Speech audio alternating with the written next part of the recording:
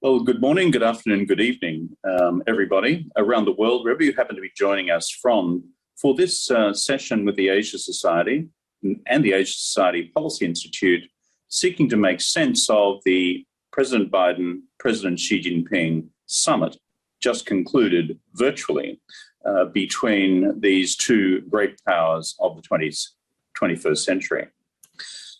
This comes at a time when we've had big developments in China domestically, and of course, leading up to this most important summit between the two. The big domestic developments are centered around the sixth plenum of the 19th Central Committee, with the Asia Society ran through the implications of that for Chinese domestic politics for the year ahead in a session we did last Friday. You can get that through our Asia Society website. But the bottom line takeout from that event in Chinese politics was to underscore within the highest councils of the Chinese Communist Party two things. Number one, the decisive significance of the core leadership of Xi Jinping as he becomes even more central to the political equation within People's Republic of China, departing, in my judgment, from the principles of collective leadership of his two immediate predecessors. And secondly, to underscore again the absolute centrality of the power of the Communist Party over other elements of Chinese politics, administration, the military, the economy, and of course, Chinese society. Enter, therefore, this summit, which comes literally 3 or 4 days after the conclusion of the sixth plenum of the 19th Central Committee. Xi Jinping came to the summit feeling pumped up and powerful from the events which had just preceded. And if you're playing the Machiavellian arts of Chinese domestic politics, he would feel that way. Of course, President Biden came to this particular summit also having secured passage through the United States Congress of a critical piece of legislation to underpin his economic plan for the country. And he came to the summit, therefore, with that level of domestic emboldening empowerment as well. On the content of the summit itself, that's where we're now going to turn and what it actually means as seen both from an American perspective, a Chinese perspective, as well as what it means for trade and the economy more broadly. And in doing this, I'm pleased to be joined by our two vice presidents of the Asia Society Policy Institute, Danny Russel, and of course, Wendy Cutler. Danny, his most recent experience is as the Assistant Secretary for East Asia in the State Department. Prior to that, also a senior official within the Obama White House, focusing on East Asia and Northeast Asia in particular during his White House stint. Danny also has just published a piece in Foreign Affairs magazine, which you can find online, where he outlines his prognosis for both the summit and what it means for the future of the bilateral relationship.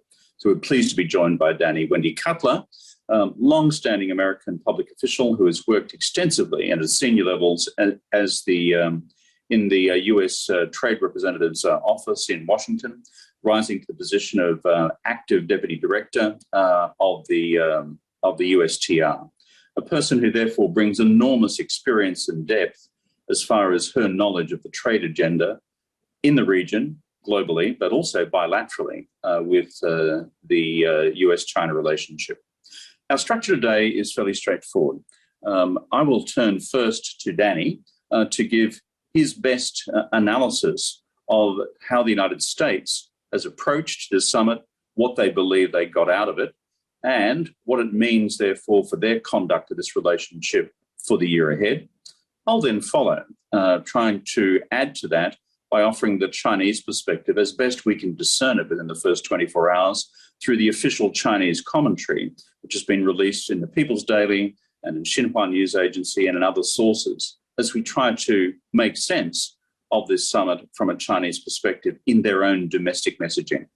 And then thirdly, Wendy Cutler will add and supplement our analysis by going to the critical questions for all of our viewers on the future of trade between these two large economies, the two largest economies in the world.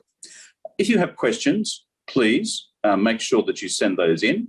They will then be sent to me, and I will then use the last part of our discussion today, running from questions coming from our viewing audience from across the world. Enough from me. Danny, Russel, over to you. The American takeout, the American perspective, and what it now means in terms of Washington's conduct of the US-China relationship for the year ahead. Over to you, Danny. Great. Well, thank you very much, Kevin. It's great to be with you and with Wendy. I'll start on the relationship and point out that the overall approach of the Biden administration in dealing with China has been intense competition based on domestic renewal and strengthened international partnerships. And if you put a theme or a tagline around this virtual meeting that's just taken place, I'd say it would be responsibly managing that intense competition. So for the US team thinking through and planning out this meeting, the aim was to unlock the ability of the Chinese system to engage with the US, engage seriously and constructively on urgent issues, on priority problem areas. And it definitely appears that they've made considerable progress in that effort over the 3.5-hour video meeting that the two leaders had. And, at a minimum, some doors have opened because, let's remember that diplomatic engagement between Washington and Beijing had really atrophied to next to nothing during the previous administration. And then to the extent that the Biden people experimented early on with reviving direct talks, they've found it profoundly unsatisfactory and unproductive. I mean, think of the Anchorage meeting, think of the gauntlet that the Deputy Secretary Wendy Sherman was run through to get to Tianjin. So behind that, I think has been, some disappointment on the Chinese side that the Biden administration was not just maintaining tariffs, but maintaining a very tough line on China. And on the other side, I think a factor was the disappointment on the US side with the kind of grandiose and theatrical, ponderous dialogues that the Chinese have traditionally liked and that they tried to restart early in the year. And on top of that, and Kevin, I'll leave it to you to share your insights on this, but I can't not touch on the ideological rectification campaign, the ideological conformity that's underway in China under Xi Jinping, because the result has been that there aren't any apparatchiks in the system, even scholars who were prepared to take a chance of engaging constructively with the US. What the American side found was that their counterparts all thought that the wolf warrior approach was a lot safer. They were focused on proving their loyalty and their populist bona fides. So the Biden team reached the conclusion that they can't work up from the bottom of the Chinese system. They need to start at the top, and they need to try to take advantage of Biden's pre-existing relationship. Biden's careful not to call it a friendship with Xi Jinping nowadays, but it came awfully close. And that relationship is one of the few things left between the US and China that looked like it could prove helpful. And I can attest to the fact that Biden and Xi Jinping have a genuine personal relationship. And, as nobody knows better than you, Prime Minister, relationships between leaders are important in normal times, and in very tense and abnormal times like today, they can prove to be a godsend. So my take on this meeting is that it was well prepared and it was well executed. I know that the Biden team is satisfied with the way it went, with the approach that President Xi Jinping took and with the outcome. But the starting point for this engagement didn't suggest that it was necessarily going to go very well. Both of these leaders are dissatisfied with the behavior of the other. Both of these leaders are convinced of the superiority of their own system. They both have very strong objections to some of the other guys' policies and politics. They're determined to compete, to outcompete the other one. And they both have politics that push them in the direction of looking strong. But on the flip side, they're both very dissatisfied and worried about the state of the US-China relationship and are intensely mindful of the risk that some sort of incident or event could occur that led to a crisis and spun out of control. And it's pretty clear from the discussion that those are the sorts of concerns that really drove the meeting. As for the substance itself, I think there were several components to the meeting. First was a discussion, they are both politicians after all, of their own priorities, their own intentions. Here's what's going on in my country. Here are the things that I'm trying to accomplish, that I'm working towards and against. And, here's the nature of the relationship that I want my country to have with yours. And that's an important place to begin, particularly in dealing with Chinese interlocutors.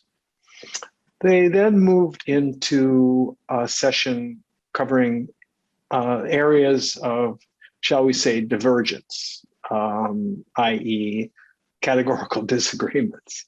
And this was the sort of complaint box section of the discussion.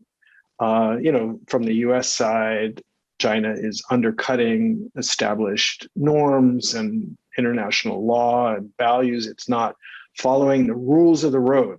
Rules of the road we're hearing again and again and again, coupled with another automotive metaphor, guardrails, which I'll come to in a minute. So whether it's Chinese unfair economic practices that Wendy will address, whether it's human rights, pressure on Taiwan, cyber intrusions, strategic nuclear risk.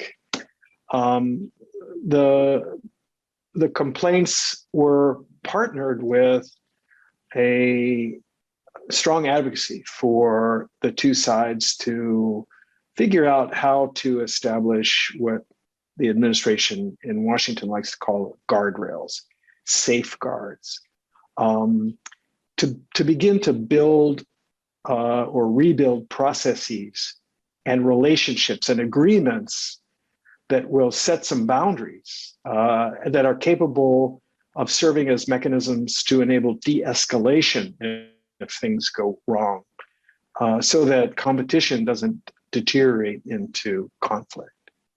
Another area is the arena of, I'll use the favored Washington euphemism, alignment. There's a bit of an allergy to the word cooperation right now for political reasons.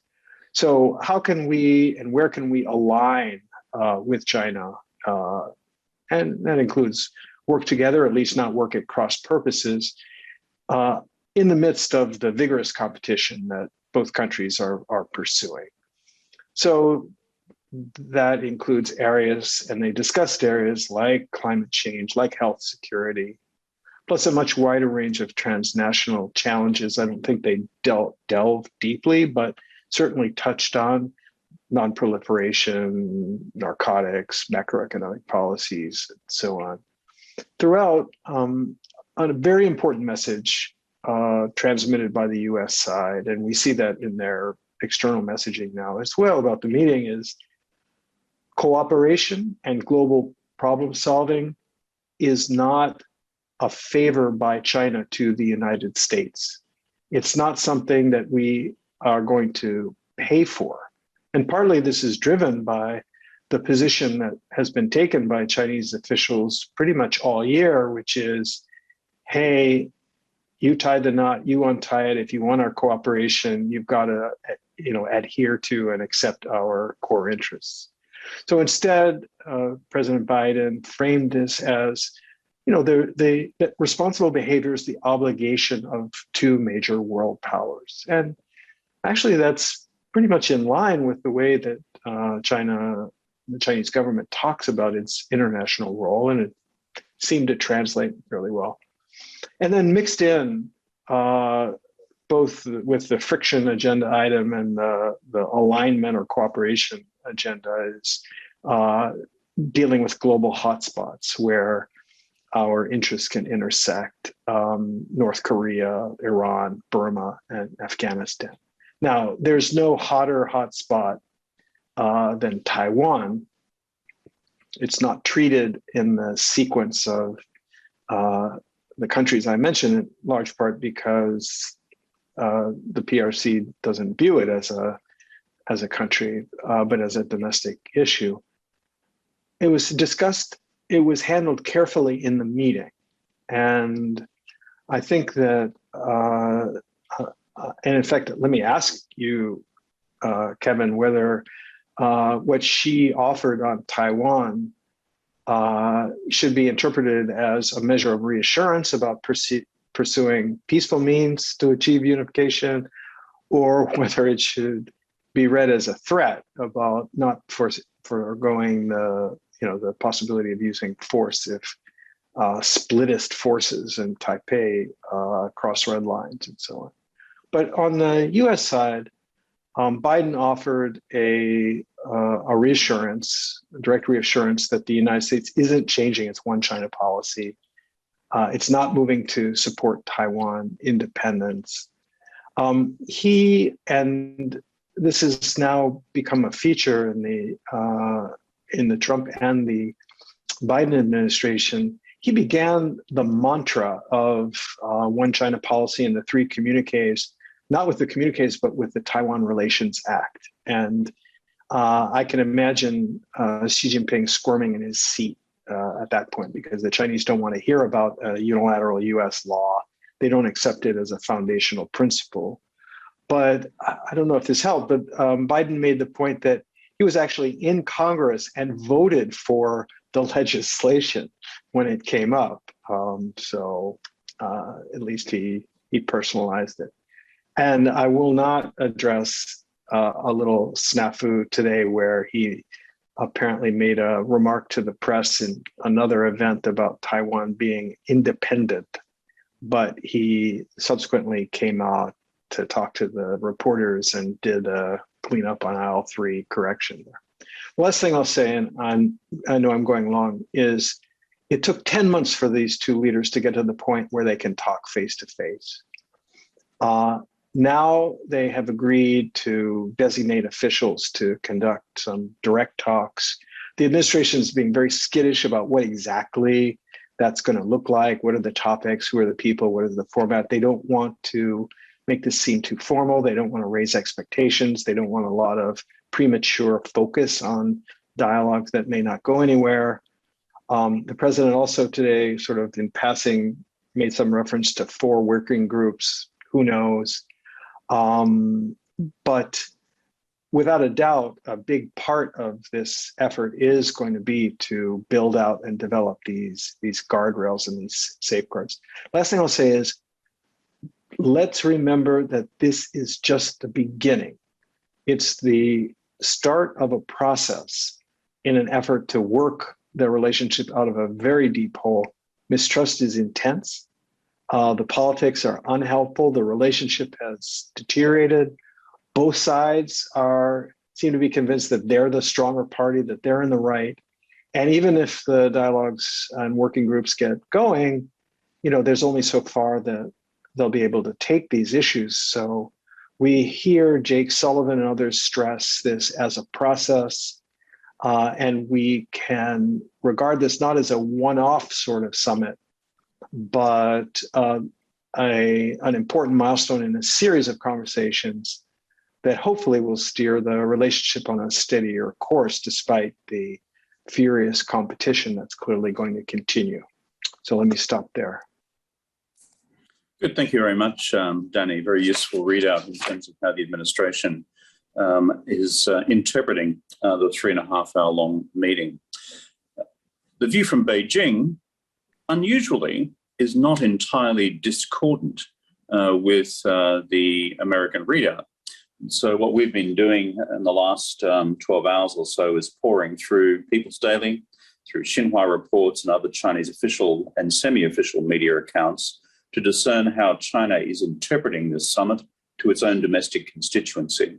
That gives us some insight as to how they actually see the substance of the summit as well. I'll make three sets of remarks over the next 10 minutes. One is, in overall terms, what brought China to the table for this summit is what brought the Americans to the table, in my judgment.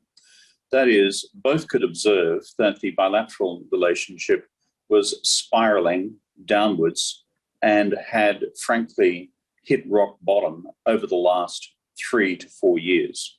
If we go back to the beginnings of the trade war in early 18, right through to the present, we can point to one series of events, statements, and or actions which have caused this continued downward spiral to occur.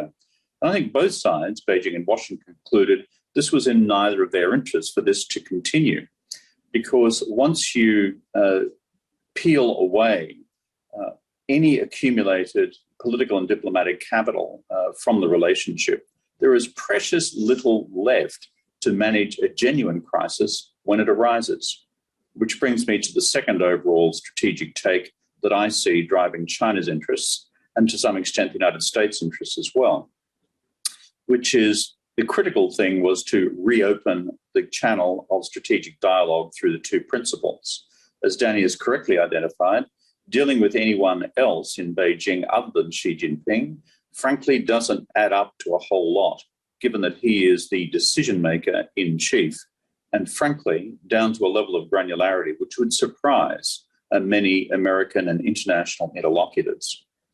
And so engaging numero uno, Xi Jinping, was critical to reopen, frankly, the arteries in both directions. And as a consequence of that, authorize at the most senior levels within the Chinese system a set of dialogues across a range of mutually agreed areas where some progress could now be potentially achieved. So at that level of realization in Beijing and Washington that this trend line heading south in the relationship was not good for either of them, particularly if a genuine crisis arose. And then secondly, in response to that, engaging the two principals, Xi and Biden, with a view to creating subsidiary mechanisms to handle some of the most difficult, but also some of the perhaps most mutually beneficial elements of the relationship still, means in overall terms that I regard the summit as a success, certainly from an American perspective, but also, I think, from a Chinese perspective as well. The Chinese media takeout, the Chinese gift for public political poetry knows no limits. And so you'll be pleased to know that in the Chinese official readouts, it's now described as the three principles, the four priorities, the two consensus, and the one important matter. I'm not about to go to those, other than to say that the one important matter, Danny has already touched on, it's Taiwan. But in the midst of all of that, there are, however, two or three kernels of Chinese political meaning, which I think we need to emphasize in this discussion today. One is, in the official Chinese readout, we see language around, quote, managing constructively differences and sensitive matters. And two, strengthening coordination and cooperation for regional and global hotspot issues, unquote. What that is all code language for is we are now strategically committing ourselves in Beijing to a mechanism which enables us to manage differences and manage bilaterally sensitive matters. Whereas in the past, as I indicated in my earlier remarks, there was none. And furthermore, not just in the management of politically sensitive, difficult, and dare I say, red line issues like Taiwan, but more proactively creating space, at least in the official Chinese readout, for strengthened coordination and cooperation in regional and global matters of common concern. So in other words, in the official readout, we see an underlining of the remarks made earlier by Danny and in my own introduction concerning a desire to re-establish both the conceptual framework and the bilateral diplomatic machinery to deal with the problems as they arise, the most difficult ones, as well as to advance a collaborative agenda where that is possible. In my last 5 minutes, let me go to what I think are probably 6 or 7 points of language which we should pay attention to in the rest of the Chinese official commentary, going to more individual areas. Number one, on Taiwan. And Danny asked before what sort of language now is being used in the Chinese official commentary on Taiwan. This is the most important, I think, part of the official readout. We are patient and willing to strive for the prospect of peaceful reunification with the utmost sincerity and best efforts, but always wait for the but phrase in Chinese official readouts, known to those of us in the trade as the 但是 or the 可是 line. But if the Taiwan independent separatist forces provoke persecution or even break through a red line, we will have to take decisive measures. So objectively, there is nothing new in that language compared with the Chinese official formulations in the past. But in terms of emphasis, given the level of tension across the Taiwan Straits militarily in recent weeks and months, the fact that Xi Jinping wishes to emphasize in his own domestic constituency language which now points to striving for the prospect of peaceful reunification with utmost sincerity and best efforts does send a signal to the system about taking the political and diplomatic temperature down a notch or two over Taiwan. This does not, however, in my judgment, fundamentally alter China's strategic purpose about regaining Taiwan to Chinese sovereignty, nor is it going to fundamentally ameliorate China's continued military preparations for that contingency.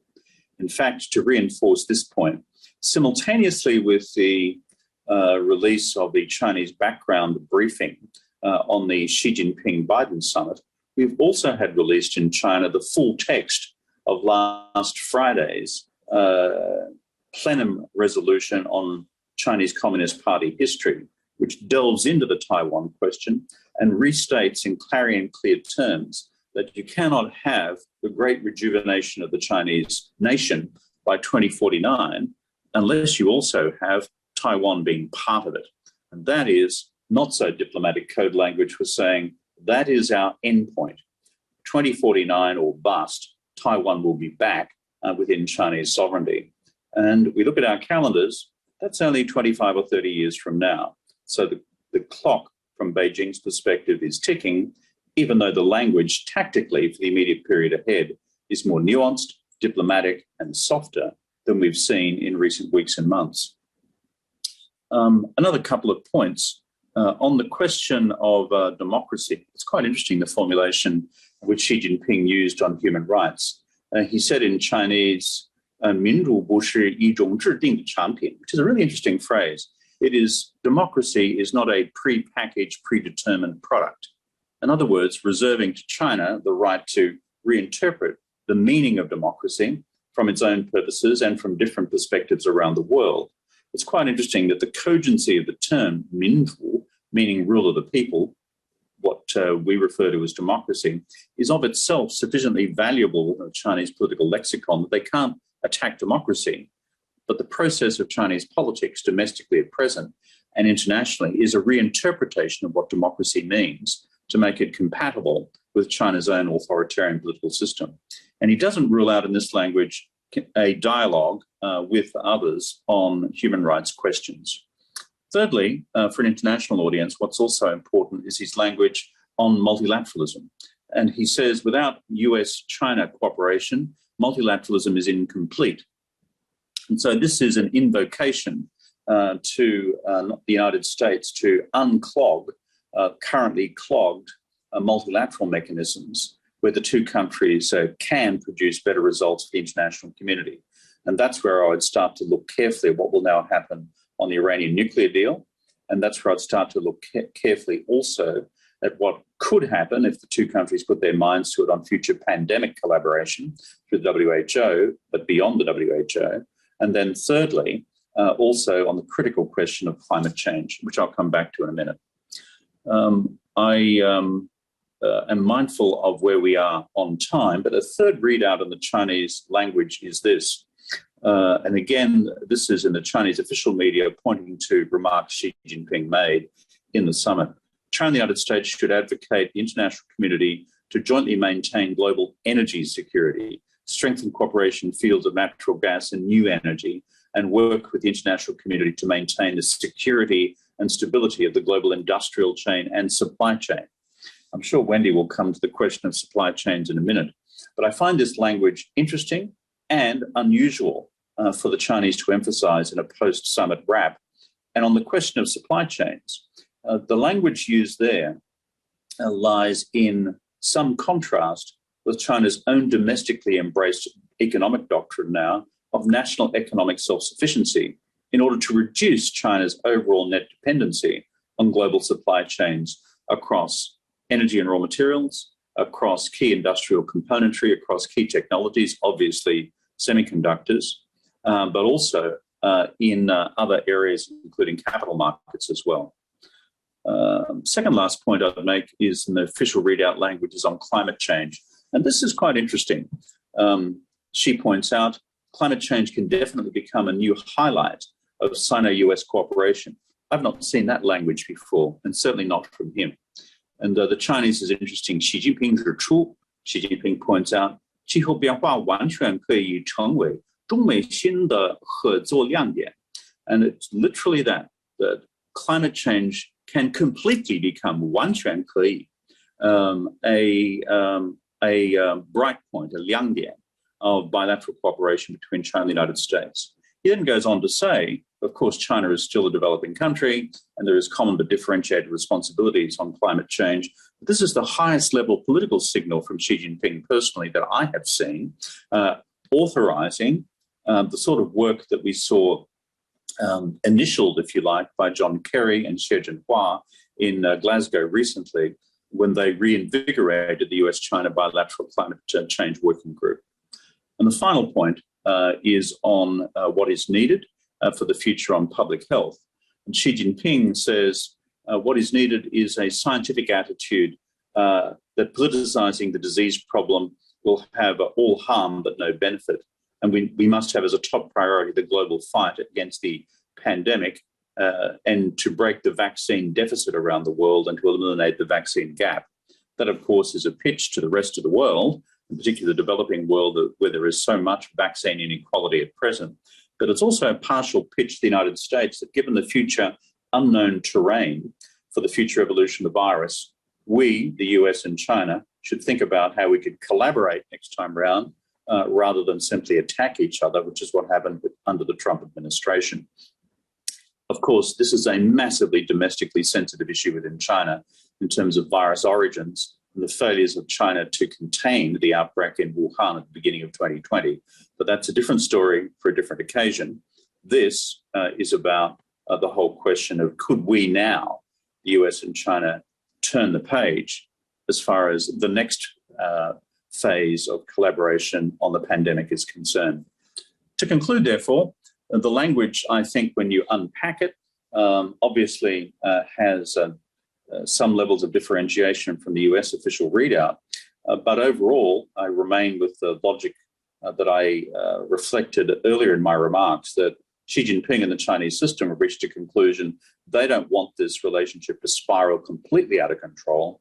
They too are interested in managing it.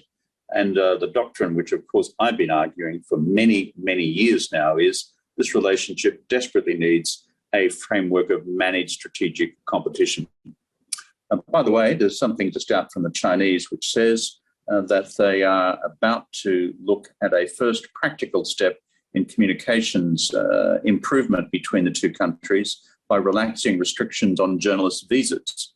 So that's quite an interesting first, as it were, concrete manifestation that the overall temperature of the relationship is being taken down a notch or two.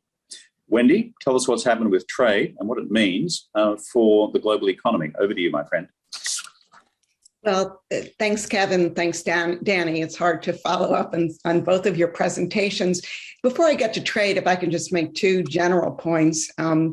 I think that this summit meeting was a success, and I think both of you underscored, both from the US and the Chinese perspective, it was successful.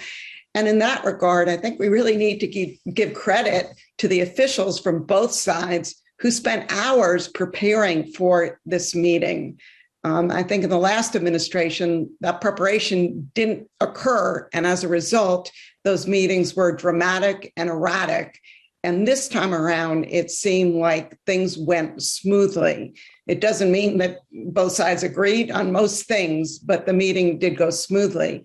But I think the real test will be what happens in the weeks ahead and what happens with respect to engagement by US and Chinese officials as a result of this meeting of the leaders. And we'll see how that unfolds.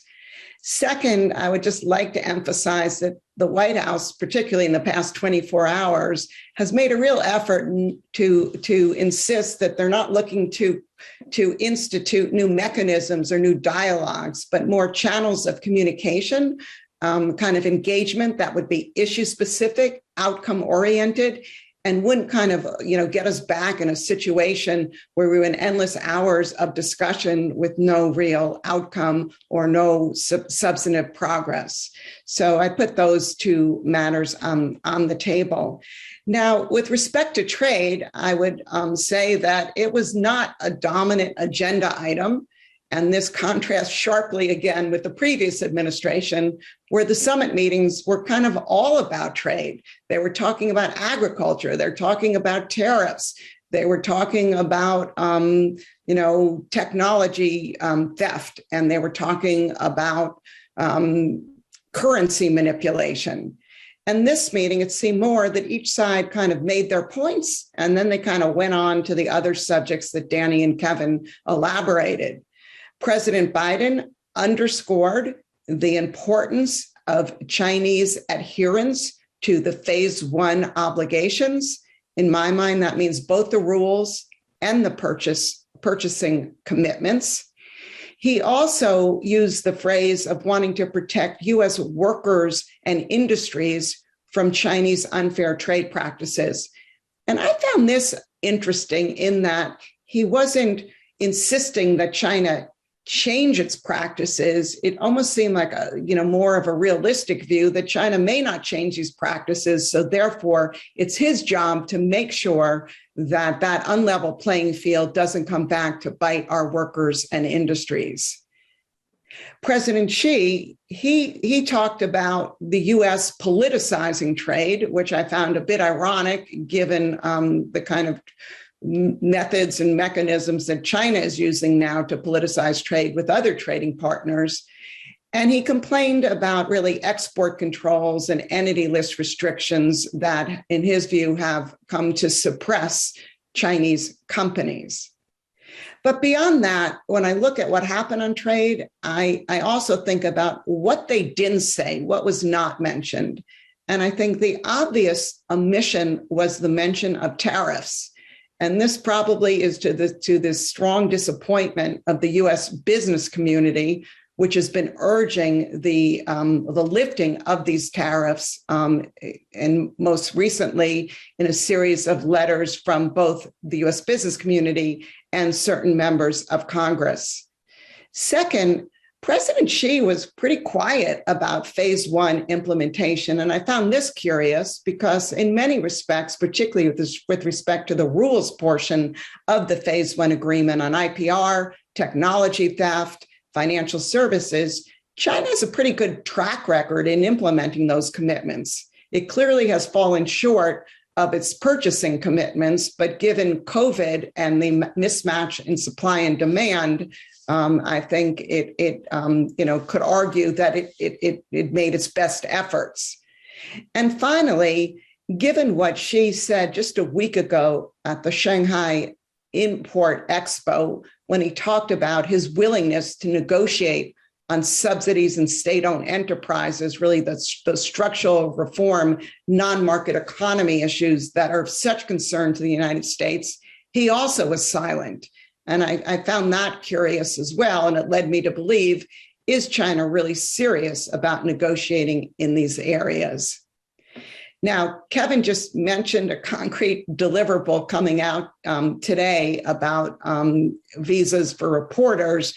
I would say the other kind of concrete deliverable that Xi Jinping mentioned was his interest and his commitment to facilitate business travel for U.S. executives. This has been a huge sticking point for the U.S. business community, and frankly has led many to reconsider whether they can remain in China given the long quarantine processes and the difficulties getting in and out of the country. And so this was announced by Xi, and we'll see how and when it's implemented. I would also say this is not totally altruistic. China needs U.S. foreign direct investment. It needs the exports stemming from U.S. foreign direct investments, which has been a key driver for Chinese economic growth in recent months, particularly at a time when headwinds are working against Chinese economic vitality and growth. Now, if I can just conclude briefly on broader economic issues, when you looked at who was in the meeting room, you couldn't help but notice that Treasury Secretary Yellen was there along with Liu He. And I suspect that we will see engagement between those two, in the days and weeks ahead. Both countries are experiencing economic headwinds. The global economic recovery is kind of 2 steps forward, 1 step back. And some of the recent third quarter growth numbers coming out of corners of Asia are not encouraging. And as Kevin mentioned, there is great concern about energy security and volatility in energy prices. So we also may see our Energy Secretary, Jennifer Granholm, meet with her counterpart as well. So in conclusion, I think the economic issues on the agenda, but not front and center. And frankly, I don't think that's surprising, particularly given that, at least with respect to trade, Ambassador Tai is already engaged with her counterpart. And she just mentioned a week ago that she was gaining traction with her Chinese counterparts, in at least with respect to implementing the Phase 1 agreement. Back to you, Kevin. Good. Thank you, Wendy. Let's just stay on the trade and economy question for a moment.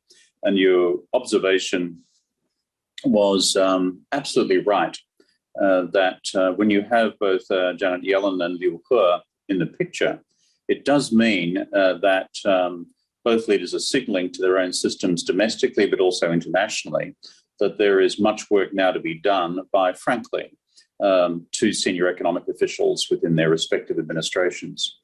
Secondly, knowing Liu He and knowing actually Janet Yellen much less, but given her own experience at the Fed, inflation will be deeply top of mind in terms of a challenge to the global economy, a challenge to the United States economic recovery, and a challenge, frankly, for many states.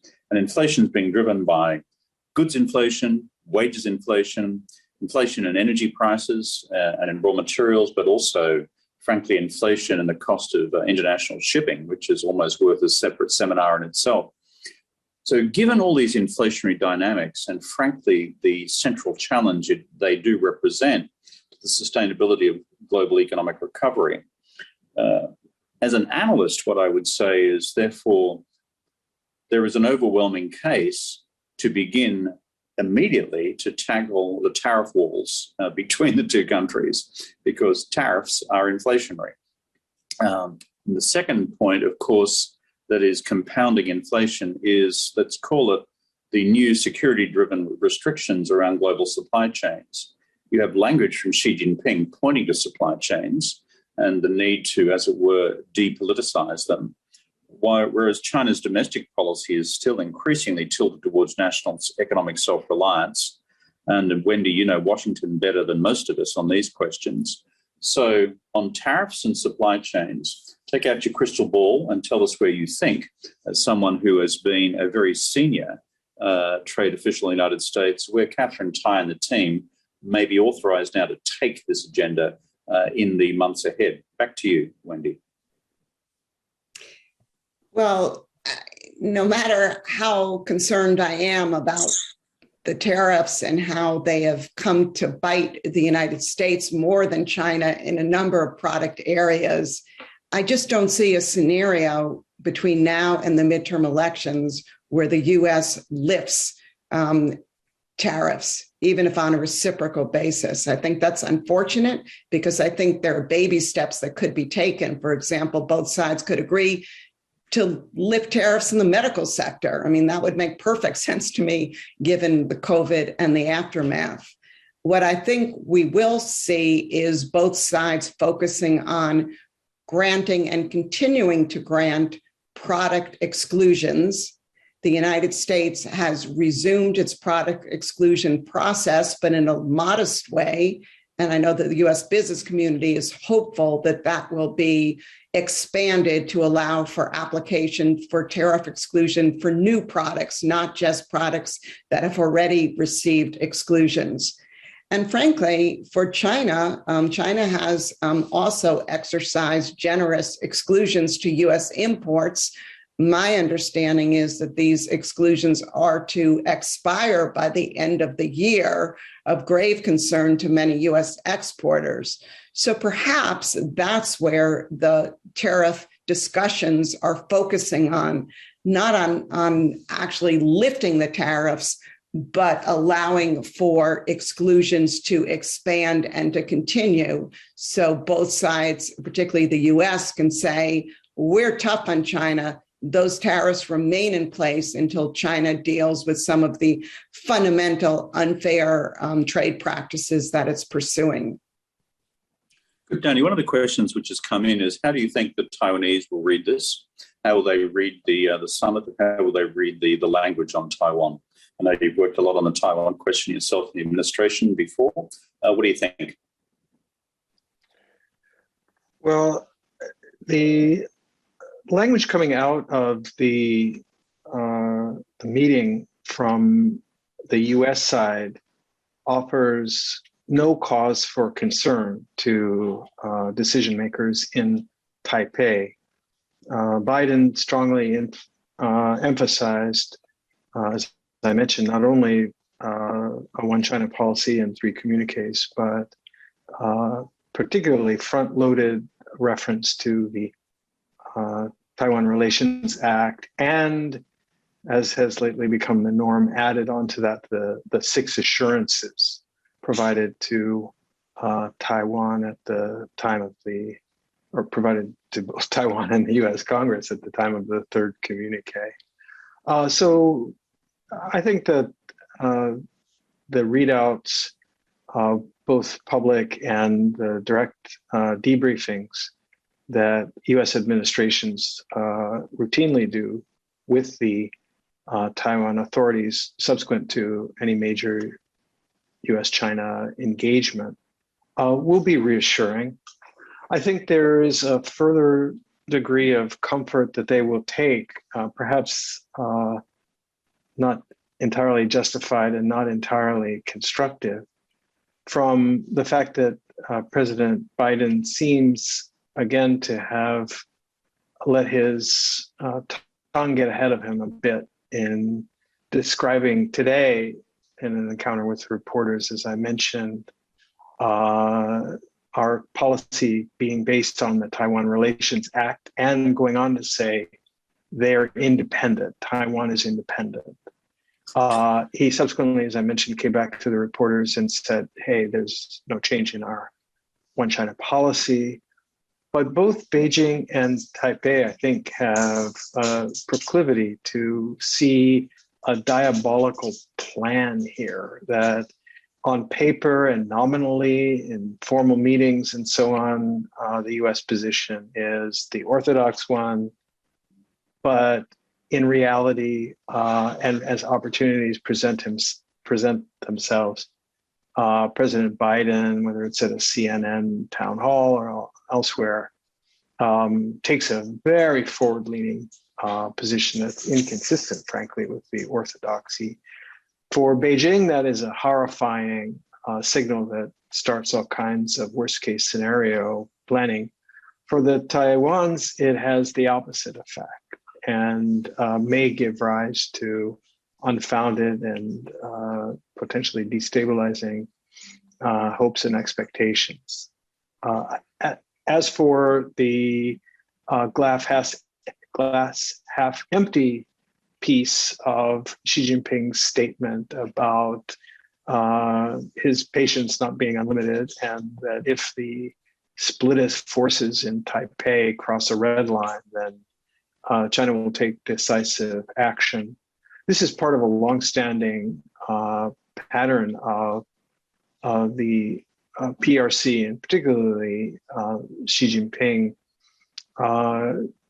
purporting to blame Taiwan for things that China doesn't like that the United States has done. In other words, these malevolent and wily characters in Taiwan have duped you, Joe Biden, into moving too far in the wrong direction, and I'm administering a stern warning to them. This is unwelcome, I'm sure, in Taipei, but not unexpected. Question for both of you, and to reflect on, given your knowledge of how Washington works. That is, the administration now for more than 6 months has been engaged in its own strategic review of American-China strategy, for want of a better term. And this has been an exhaustive interagency process, which is natural and normal in the machinery of government. Can you give us a sense of where you think that process is now up to from both your perspectives? Secondly, when we're likely to see anything public about these, as it were, directions of US strategy in the future? And thirdly, how does it now dovetail with the dynamics of this summit? And so perhaps I start with you, Danny, and then chip in, Wendy, as you judge it to be appropriate. Back to you, mate. Well, each administration early on is obligated by Congress to prepare a national security strategy. And a great deal of work has been in train in the Biden administration to prepare that document, which traditionally has both a classified and an unclassified version. The Biden administration, interestingly, stole a march on the process by issuing, within its first few months, an interim national security strategy, which laid out some of the now familiar tenets about reviving American competitiveness, building up domestic renewal, working closely with allies and partners, defending a free and open, not only Indo-Pacific, but international system, et cetera, rules of the road, all that. There are 3 documents that have been under development and are close to fruition. One is the National Security Strategy, which is a comprehensive document covering, planet Earth and beyond. The second is a classified China strategy, and this is not meant for public consumption, but will be accompanied by a fuller description of the approach that the Biden administration is taking to competition with China. And that is very clearly, I believe, linked to the messaging surrounding yesterday's virtual meeting. We'll hear more of those themes. In the actual China strategy, however, is likely to be a game plan for what it is that the United States itself as a nation and as a government needs to do to be in a position to compete and to outcompete China across a spectrum of sectors and domains over the coming decade, as well as how our partnerships and our alliances are going to fit in. So there'll be this public-facing piece, which will be explanatory along the lines of what we heard about responsible competition, and there will be the internal government only and partner government only classified piece that will be a little more of a how-to manual, a to-do list. And the third document is an unclassified paper called the Indo-Pacific Strategy that has been written and that's being refined right now. That I think as a general matter focuses on the question of what are the policies and approaches that the United States will employ? What are the objectives and the principles that will guide the United States going forward in dealing with a full range of partners, friends, and maybe not so friends, but still important members of the Indo-Pacific community. This is not a document about China. And it's not even really a document about China's strategy, although, of course, any approach to the Indo-Pacific is informed by the consequential growth of Chinese influence and power. This is really about what the United States is and should be doing itself in the region and with partners, including, I should add, transatlantic partners to help sustain and build the Indo-Pacific that we'd like to live in. All of these documents are very close to ready. And I honestly don't know what the timing is. There's a wonderful expression that my former boss, Tom Pickering, who was ambassador to Nigeria, among other places, used to invoke, which is anytime starting now. I think that's the best answer to the when question. That's good. Wendy, a minute or two from you, if it's okay, because I'm mindful we've got about 3 minutes left. And I wanted a concluding comment from Danny about what it all means for the Quad and AUKUS as we close up. Wendy? Yeah, it's interesting when I think of these reviews and having been a member of a number of administrations, there's a lot of enthusiasm in the beginning. We're going to review. And then as the reviews get underway and you look at how complex these issues are, and you also think about how you're going to communicate them to the public, because there's an expectation that something's going to come out and there's going to be some new policies. I look at what Catherine Tai did with respect to the top to bottom review of U.S.-China trade relations. And frankly, this is a review USTR undertook for months. And within 10 minutes, she gave a speech to a think tank in Washington and kind of communicated the results. And they were vague. They disappointed a lot of people.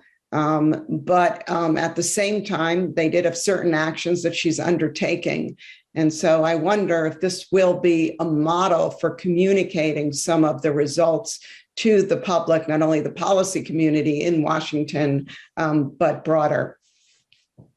Good, thank you for that. The hazards of documents intended for declaratory use as opposed to those for internal operational use, which I've always been deeply skeptical about the declaratory utility of these documents. But that's just me from a hard-bitten Australian perspective. Danny, just to close out, because it's become part of the questions in our chat box here, any particular implications flowing for the summit in terms of the future direction of the Quad and AUKUS? And then I'll wrap up in a minute or two after you've finished.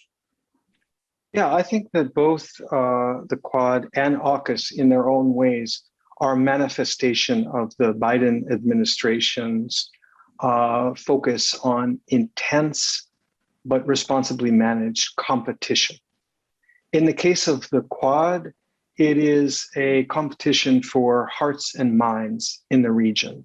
The Quad are four formidable industrialized democratic nations who are putting their heads together on the question of how they can jointly contribute to the welfare and the well-being of the entire Indo-Pacific region, including and particularly starting with Southeast Asia. So this is about the whole being larger than the sum of the parts, the Quad working together for others' benefit, its contribution. The AUKUS agreement is, quite apart from submarines, also a tool for enhancing competitive edge on the part of the US, Australia, and the UK by sharing and collaborating on the most advanced defense technology. It is not a military threat to China. It's not a NATO-ish configuration, but it is very much an effort to outcompete China in the area of advanced military development. Good. This has been a great discussion. Thank you to both of you for making sense of the Xi Jinping-Joe Biden summit. It's been a long time between drinks since we last had one that we could discuss. It's good that we now have one to discuss for those of us who have a view that war is not a good thing, and therefore finding a way to navigate peace and navigate differences is actually the better way forward. From my perspective as president of the Asia Society, this notion of managed strategic competition has been near and dear to my heart for many years now, as probably the only sort of framework which can prevent the structural tensions in this relationship from erupting into an irreversible crisis, conflict, and escalation resulting in war. And managing, therefore, the competition short of war, and managing, as it were, areas of continued collaboration. For our audience, I have a book coming out on this subject early in the new year. But I draw your attention also again to Danny's most recent piece in Foreign Affairs, Wendy's piece in The Hill. And if you're seriously nerding out there, there's another piece from me in the Wall Street Journal last weekend on making sense of Xi Jinping's 6th plenum of the 19th Central Committee. That's a great conversation starter for any Friday night drinks in either Washington or New York. What's your latest take on the 6th plenum of the 19th Central Committee? In terms of upcoming events, let me simply underline a few that we've got coming. Danny has a major exercise which will be released on the 30th of November on stacking the deck, looking at how China is using its influence in digital rule setting to deliver favourable outcomes from China's national perspective. Then on climate change, this coming Friday, in cooperation with the Asia Society Centre in Switzerland, I'm undertaking an event on COP26 and the Indo-Pacific's quest for net zero. And we're doing that in partnership with Swiss Re, the Swiss insurer. And so that's it from the Asia Society on this important development. We'll have more to say, more to comment on. You'll see an ASPE note delivered on our collective deliberations on the significance of this Xi Jinping-Biden summit. But I agree with what Wendy said in her opening remarks. Frankly, both sets of officials, Chinese and American, both leaders should regard this particular summit as a success in terms of the relationship bottoming out, we hope, a new predisposition towards stabilization and channels, if not machinery, reopened to deal with the complexities ahead. Thank you, everybody, for joining us.